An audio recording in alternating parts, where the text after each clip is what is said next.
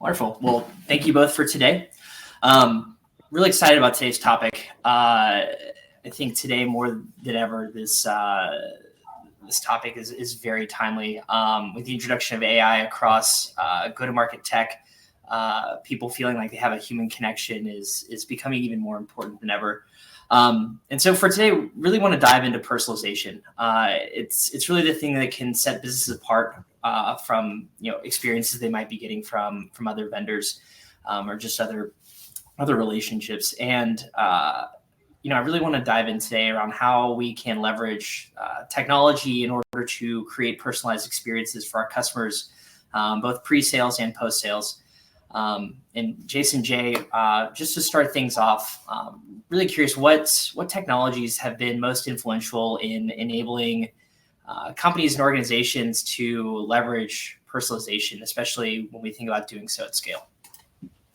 Yeah, I think there's obviously a lot of platforms out there that are really touting personalization these days. When I was thinking about this before we hopped on, I think a lot of call recording softwares, I think we're really early on in terms of helping people extract a lot of the information from those calls to help personalize follow-ups. Obviously, like Gong leading the way here in a lot of ways. A lot of email AI tools, right? Like whether it's all the things built on top of ChatGPT, you've got Lavender, Reggie. I think those have really led the way. And then you obviously have SalesLoft with Rhythm and the relatively recent acquisition of Drift. Like I think there's a lot of tools that are going to be thinking about how can they personalize at scale. And I think a lot of it is connecting the different parts of the business all the way from marketing through sales and through customer success. And how can you really build those touch points along the way? Yeah. Jason, what are your thoughts? Agree with Jay. I mean, it's definitely been an evolution. When I was a SDR in 2010 and you're making calls, you're manually logging all of those in Salesforce, updating the status. And so you have quite a bit of time between each touch point to do a bunch of pre-call research, which can be a good or a bad thing depending on the context. Now pickup rates are a lot lower, response rates are a lot lower. It creates a bit of a dilemma. And there's a lot of tools that have come in the fray to try and help with this. I mean, there's everything from like AI deepfake videos to do, customization at scale that way. But one of the things that I really like about the phone is it allows you to do personality at scale. So my feeling, and I guess maybe I'll disagree with the premise a little bit, sometimes customization and personalization is important, but I think especially when you're at least reaching out to someone, a lot of it has to do with getting to the point, having really good fundamental sales skills and the subtle way in which you say things versus going and doing a bunch of pre-call research before every call. But obviously all the email tools out there, they have variable swapping, things like that to make this a lot easier. But I also think when people get messages, particularly over email, they almost automatically assume that it's not written by a human and not really personalized to them, because I think part of the reason people would react to personalization back in the old days is they said, well, at least this person did the work to research me. And now that they know a lot of that's automated, I don't think it has the same effect. So I think everyone's trying to figure this out a little bit. That's a really great point. It's sort of like a back to the basics moment for sales and go-to-market, where we got so caught up in technology and deploying these things at scale that we forgot about the underlying fundamentals and really used them as a crutch. Jay, curious, on the, your focus is much more on the website and the marketing side. What's your reaction to Jason's take there? Yeah, I think I completely agree. I think the word personalization is used. I think it's a lot of times like it's a feature that's baked in that says, oh yeah, well, you can personalize with our tool, but what does that really mean? Is that really going to add value? Because I agree. I think we've kind of hit the point where if you say in an email to me, hi, Jason, I know you went to the University of Maryland. Like, I know that is something that just scraped my LinkedIn profile, and that is not someone that actually went and did the research on me. So that kind of loses value because I immediately block it out. I do think there's like the visitor identification space though has really gotten really, really popular in the last month or like really year or two, especially in this cookieless world that we're approaching. So how can you think about personalizing at the top of the funnel? Like I know we personally use Warmly, which uses 6sense and Clearbit data to basically like really help you understand who is on your website, and all the different ways you can go about that. But at the same time, it's how do you use that data? How do I know if a specific company is on Tourial's website, for example, that I can then make that follow-up more personalized to them without just saying, hey, Bob, saw you were on our website. Like that's not necessarily going to add a lot of value. Yeah, totally agree. One of the things I'm personally very curious about is it's always been a balance in my career is thinking about how to balance the personalization aspect versus getting it wrong. Like a lot of these technologies aren't perfect. The underlying data isn't perfect. We have customers that I've talked to that put landmines in their LinkedIn profiles. So if you message them the wrong way, they automatically know it's scraped or incorrect. How have you thought about, especially as people that build technology, managing that balance? Yeah, I can go first. I think LinkedIn is still a very relevant tool because you can personalize your own profile. And the more that you fill that out, the richer that is. When you reach out to someone, it's not like email. They have some color on who you are, and you can draw different connections between both you and them. I think as far as like the phone's concerned and live conversation, like we have some interesting tricks that we use. Like one, I totally agree with what Jay's saying, that like if you reach out to me and you say, hey, I saw you went to UCSB, or I saw that X, Y, and Z, I almost know that that's something that was automated, and therefore like the effect of personalization doesn't count for much. But I think that subtleties in which you say things. So like if I reach out to someone, I say, hey, Jay, I know you're leading the team over at Tourial. That's a lot different than, hey, Jason, I saw that you are the co-founder and CEO at Tourial. So I think things like that, some of the subtleties in your sales messaging can go a long way, because what prospects really want to know, more so than did you do a bunch of homework and look at their Twitter from 5 years ago, is that did you need to get a hold of them specifically, or were you just going through random leads and unlucky you're the next one on my list? So I think as long as you can subtly communicate that you're trying to reach out to them specifically, that they're the target of your outreach, you can do that in a lot of different ways outside of just digging up their web history, for example. I think that gets you 90% of the way there. Of course, in managing a sales campaign, that's a little bit different. Like your demos, you should be doing your homework before those. You should be tailoring those. You should be doing discovery. And then obviously later on the sales campaign, you have a lot more context. And that comes down to listening and the information that the prospects and other people in the account have given you in order to help reach their goals. Yeah, I would say really an approach that we take at Tourial is a focus on zero-party data, which, if you're not familiar, is really data that's being volunteered by the specific visitor or prospect. They're saying, I'm interested in this. And if you can get them to participate with you, and that could be on LinkedIn, it could be on your website, right? Anywhere that you're potentially engaging with your prospects, it could be at a live event. But once they've started to volunteer that data, they're actually part of the process of really personalizing the buyer journey with you. I think that's really something we focus on a lot here at Tourial, is how do we understand what they really care about and tell us what you really care about. And then that journey feels a lot more seamless and natural, and it doesn't feel like this kind of forced mechanism of personalization to get them to try to talk to you. Yeah, well said. Jason, as you were mentioning a lot of these different things around being super intentional about research and just being more human with these interactions, that can be really difficult while you're trying to do this with some level of scale. For maybe the sales leaders that are listening in today, what advice might you give them in balancing that personalization, but also maybe the scale and the numbers that they're responsible for hitting?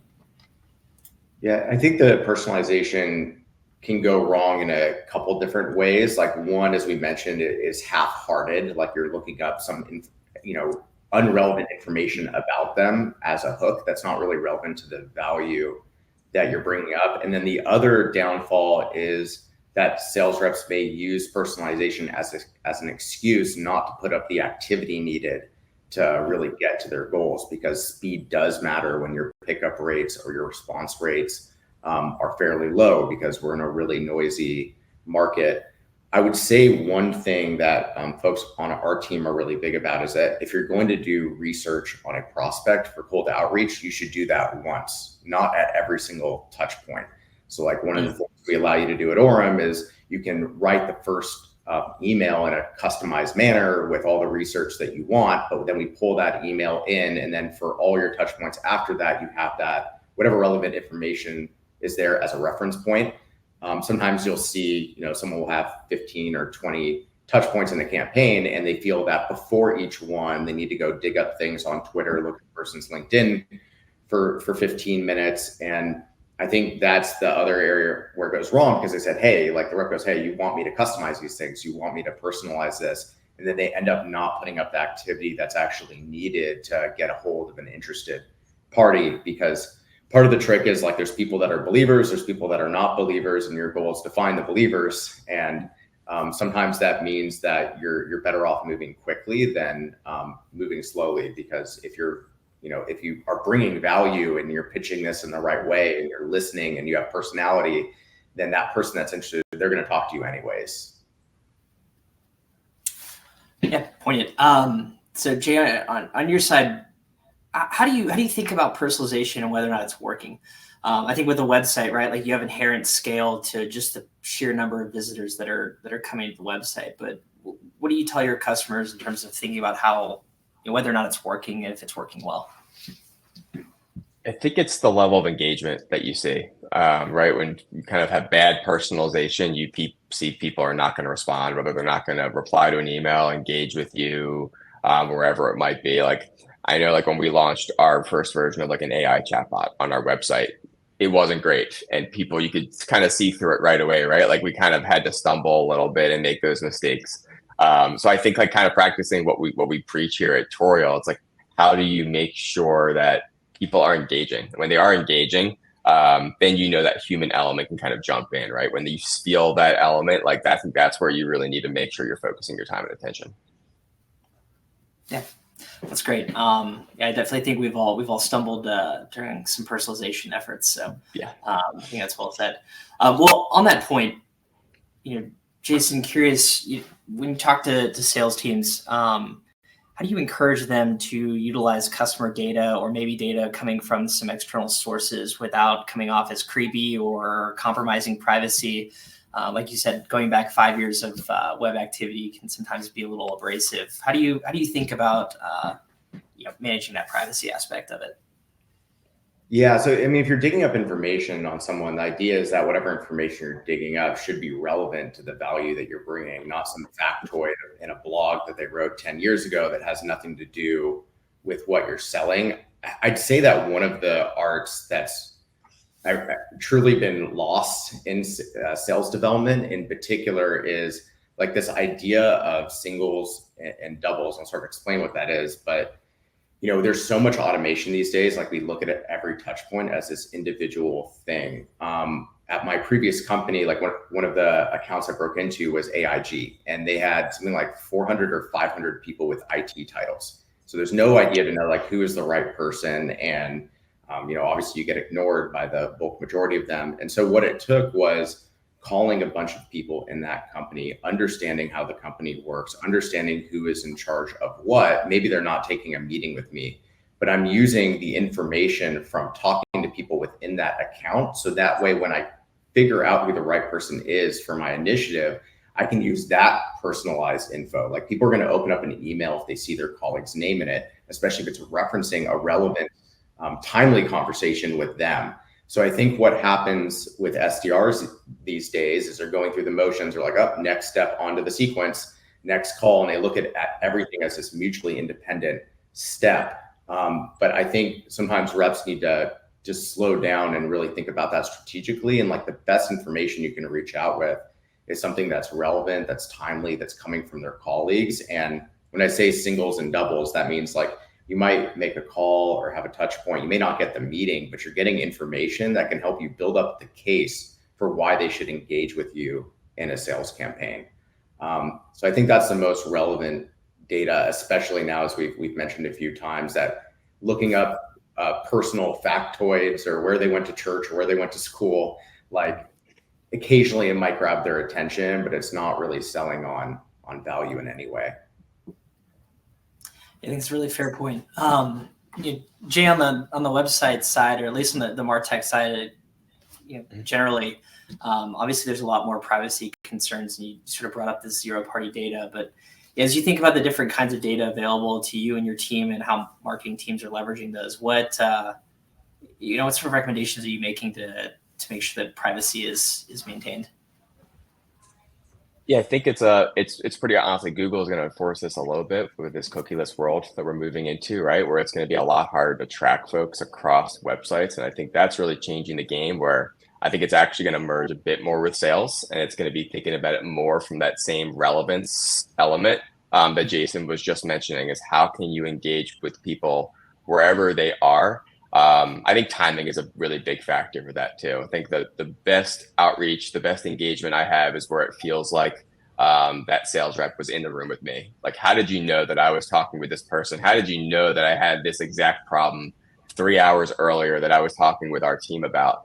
And I think a lot of that gets back to understanding the size of the business, the stage of the business, the problems that you don't know that they're having those problems, but you can probably guess that they're having a range of problems just based off of where they're at, how much money they've raised. There's a lot of touch points that you can see externally that don't tell you the story in and of themselves. So if you focus on any of those touch points, like how much money has Tourial raised, like great, you can look that up, right?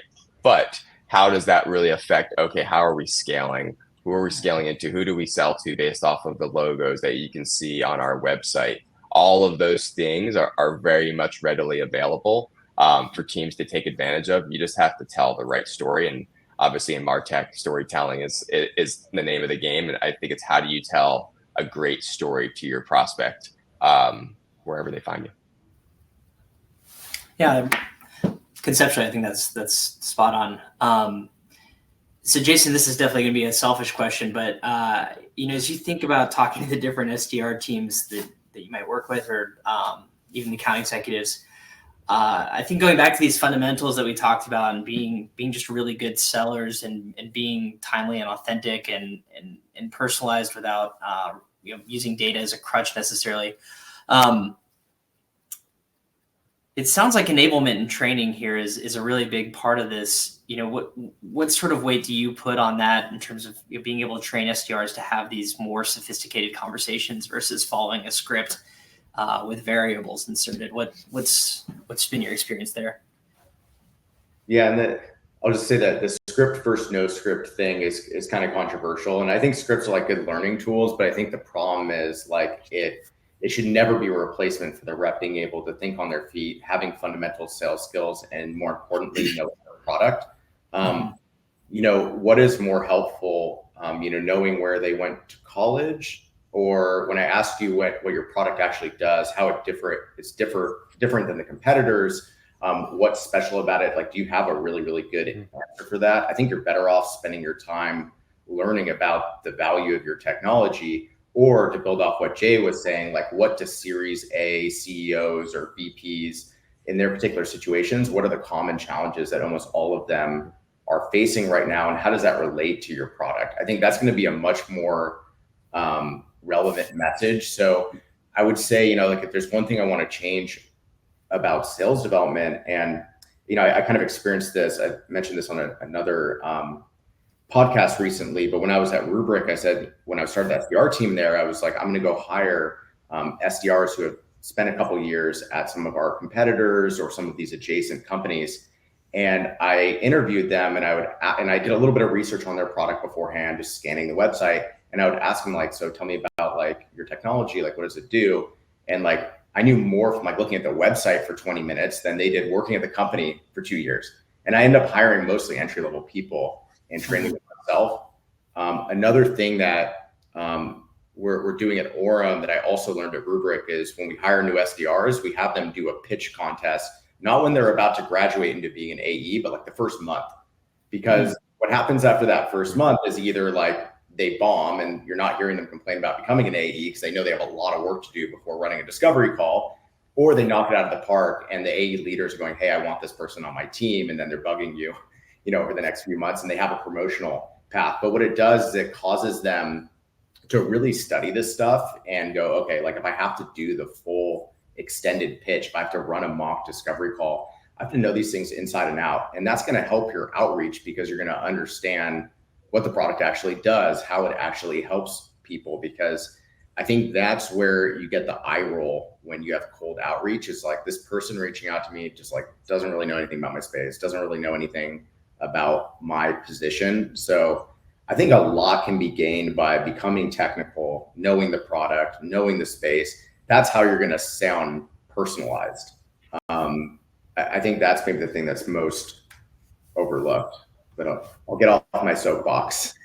No, I think it's perfect. Do you, just as a follow-up, do you think this changes the, maybe the traditional role and background that sales development has traditionally taken, or do you think it maybe puts more of an emphasis on the things that we've always known to be true? It's pretty open-ended, but curious if that sparks anything for you. Yeah, I think it's what, Jack, what you said at the beginning of the call. I think it's a little bit of back to basics. Like we have awesome tools here. Like we can use AI to automate a lot of the drudgery that's associated with sales. But I think at the end of the day, like we have to look at SDRs in particular as junior sales reps, and we need to train them to have those fundamental skills and have empathy and to actually be helpful for the person that they're talking to. So I think that's the thing that's most overlooked. Yeah, it's something we're definitely seeing something similar, I think, too, with demos and tours and these self-guided demos, almost competing with SDRs, all of it now, right? Where it's like if someone can take a 2 to 3 minute interactive demo of a product and get the gist of what that product does, it honestly raises a great awareness. It's also very controllable, right? Because it's a 2 or 3 minute tour. It's already pre-built.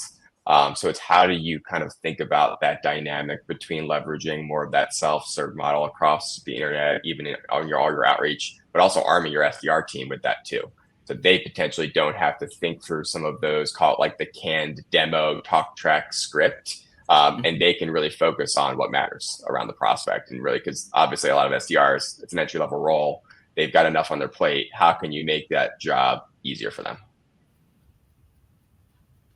Yeah, well said. All right, completely switching gears here. We spent a lot of time talking about sort of that sales process. How do you think the customer experience in the post-sales process impacts, maybe what we're having to deal with on the sales and the new business side? Anything from feedback loops or leveraging customer data. Happy to keep it open-ended, but curious how you think about that customer experience impacting, personalization broadly. Jay, I'll let you go first this time. I'm trying to think through. I think there's obviously there's so many data points within the application that you can draw from, and it's what are the, there's a lot of, applications that are great at understanding, well, what are the happy paths within the app to make sure that I'm going to have really successful customers. So obviously I think there's an element of personalization at the individual account level that you can look at, and understanding how an individual account is successful, and success is different for every single account, but also at the aggregate level. So how can you pull all of those data points across your entire install base, and use that to build more personalized, maybe it's an outbound motion. Hey, we know we're really sticky with this specific persona, this specific type of user. How can I aggregate a lot of that data to then build those personalized campaigns? And those campaigns might be in the application to drive adoption, but I think it's actually pulling them up even further. I think the hardest customer is like a customer that isn't successful right at the start, and you're trying to turn them around. But if you can prevent that kind of stalling that you see sometimes at the beginning, that usually makes everyone a lot happier. Obviously, you have happy sales and success teams if those customers are adopting the way you want them to. Jason, what are your thoughts? Yeah, I mean, as it relates to CS, I'm not so sure about personalization, but I've definitely learned a lot through our journey. So when you're early on, it's like you have the founders working really closely with a handful of customers and everything is kind of rosy. And Ultimately, like that's not a scalable thing. So you have to build out a customer success organization. You have to build out support. You have to build out all these different automated mechanisms to make sure that the needs of your customers are met. But this past year, I've been making an effort to sort of dive back into the early days where it's like we have Slack channels with our customers, making sure we have tons of interactions with them directly. And that sounds really obvious, but I think it's so important. And like the things that you learn through that are absolutely huge. I think that the other thing that where companies might make a mistake is also, again, sounds obvious, but like the one thing that I'd give a slap on the wrist for to like a CSM or anyone that's managing a customer is not taking very, very detailed notes, because before you know it, like you're going to have a whole bunch of customers, hopefully, and you don't want to go to your customer and then be repeating things that you've already asked or that they've already mentioned to you. So keeping really good track of what the customer has requested of you, what the issues are, when you solve them. I think making sure that you're recording all of that. And that might not just mean like having gong recordings, but making sure that you're taking very detailed, easy to digest notes, especially if you're handing off that account to someone else. I think that's where like the personalization can really go down the tubes. Is, you hand it off and they essentially have to start over with a new CSM and they don't have any context on the account. So I think those are some of the things to make sure that they have like a personalized experience on the CS side. But it gets trickier the bigger that you get, and I think we're still learning there. Yeah, no, we're definitely experiencing the same thing. I think with a lot of the turnover that we're seeing in the market today, that data becomes so important for the next person up that's managing the responsibility on the customer side and being able to kind of pick up right where you left off, or if there's some sort of period, Jason, like you said, where they're not successful and they bring someone else on board and having to basically go through a new sales cycle mid-contract and having to get them successful. I think a lot of those things are definitely, Jason, back to your point, back to the fundamentals and just providing a good experience. Small anecdote, I was on X the other day and I saw a customer for Slack having an issue, like exporting their data. And Benioff himself hopped in and was like, hey, email me, we'll get this taken care of. And it was kind of humbling in the sense that like, if the CEO of a, multi-billion-dollar company can hop into a Twitter thread and be personable with their customer base, there's no excuse for people like us to do the same thing. So I really, really like that point. So, one of the lenses on this customer piece, and even on the new business side that I think is really interesting is, I think personalization has different lenses depending on how detailed you're getting on the different customer segments. When you think about segmenting your customer base, what kind of experiences you can provide for them from a personalization standpoint, whether you've got a mass market SMB or, just a handful of enterprises that you sell to. How do you think about, what part of your strategy might change depending on which segment you're targeting, either pre or post sales? I can go first. So, So one of the things we did recently during our sales kickoff for our SDR team in particular is we brought in myself, our VP of marketing, our VP of sales, all of these different personas that we sell to that we have within our own company, and then effectively interviewed them and said, if someone's reaching out to you, if someone's selling to you, what are your pain points? What are the things you're experiencing right now? Because I think especially not just SDRs, but newer sales reps in the first 5 years of their career, they're not exposed to the politics, to how things typically work within management in a company. And most sales campaigns, they're middle out. You're selling to a manager or director level person. And if you're an SDR and then you got promoted to an AE, like there's a lot of things that, maybe we take for granted that they don't understand or they don't know. And the politics of going and asking for budget and what they're trying to do to get promoted. And so I think giving sales reps exposure to other departments and people in different levels of the chain, like how I think about things is probably very different than someone who's in middle management or frontline management, for example. So I think that type of education can add to personalization, because when they reach out, like they'll get the sense that this person like knows what they're talking about. Like if you're talking to a frontline leader, like they probably don't hold the keys to the budget. If you're asking them to buy something, they're going to look at you a little bit funny. Just things like little subtle things like that I think is great for training. Pass it to Jay. Yeah, I think I was thinking about this from the perspective of like an SMB customer versus more like a mid-market enterprise, and kind of the level of personalization that you can have depending on the size of the account. It might be the dollar value, but also just the amount of people that you're working with.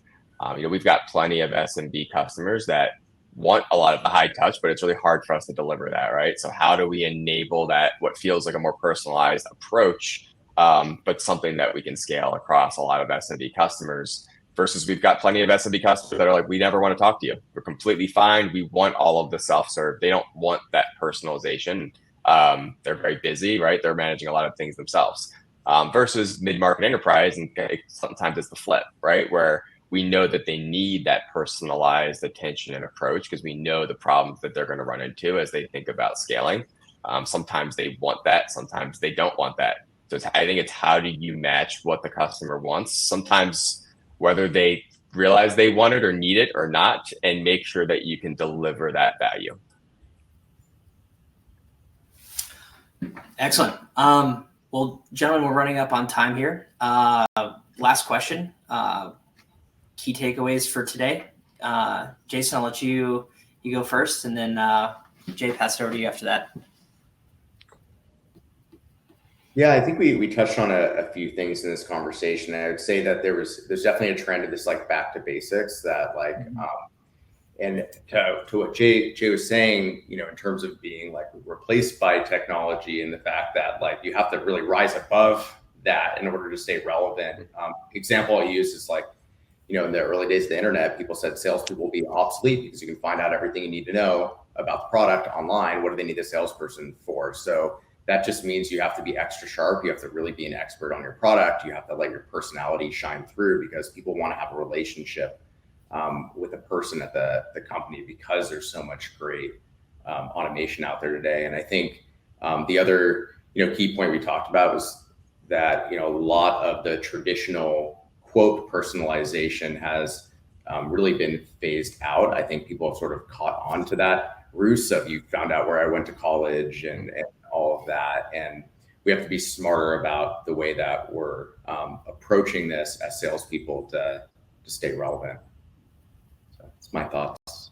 Yeah, I think one of the things that stuck with me that Jason said, I think at the very beginning, was around personality, right? When you think about like a cold call, it's not necessarily trying to deliver, this is what my company does, but it's you feel that human touch. And I think like we're kind of starting to see that turn the corner of like, we're now inundated with AI everywhere, that people are craving human touch again. And how do you think about the right way to communicate with your customers where, for one, it's clear that you're actually talking with a human, because a lot of times you really can't tell anymore. So making it clear that, yes, you're building that really personalized human interaction, but also using that where it's needed. So like, I think there's times where you can overdo that or, really use it in the wrong ways. And I think the key is to have that human touch kind of layered in to all of your different playbooks, your go-to-market motion, all of the different tactics you're taking in the right ways. Awesome. Well, Jason, Jay, thank you so much for the time today. Great insights from two excellent industry leaders. So much appreciated. And to the audience, thank you for your time as well. We hope you found this valuable. And I can personally vouch for both Orum and Tourial. If you're looking for any products in both of those spaces, I would highly recommend you consider both of them. Otherwise, we hope you have a great rest of the MSP event. And thank you for the time today. Thanks, Jack. Thanks, Jay. Appreciate it.